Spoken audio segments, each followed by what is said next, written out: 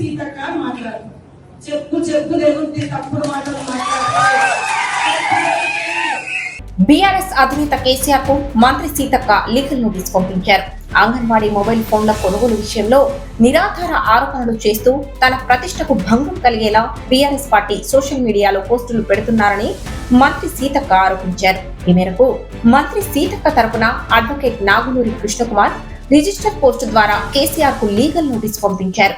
Anganwadi mobile ఫోన్ల కొనుగోలు ప్రక్రియను తెలంగాణ టెక్నాలజీ సర్వీసెస్ లిమిటెడ్ నిర్వహించిందని, టెండర్ ఎవాల్యుయేషన్ కమిటీ నిర్ణయాల ప్రకారమే కాంట్రాక్ట్ ఇవ్వబడిందని నోటీసులో స్పష్టం చేశారు.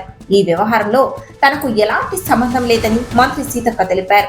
మొత్తం టెండర్ విలువ 44 కోట్ల రూపాయలు మాత్రమే ఉన్నప్పటికీ అందులో 30 కోట్ల రూపాయలు అవినీతి జరిగిందని చెప్పడం అసంబద్ధమని మంత్రి సీతక్క పేర్కొన్నారు. ఇది పూర్తిగా ఆధారాలు లేని ఆరోపణ అని స్పష్టం చేశారు.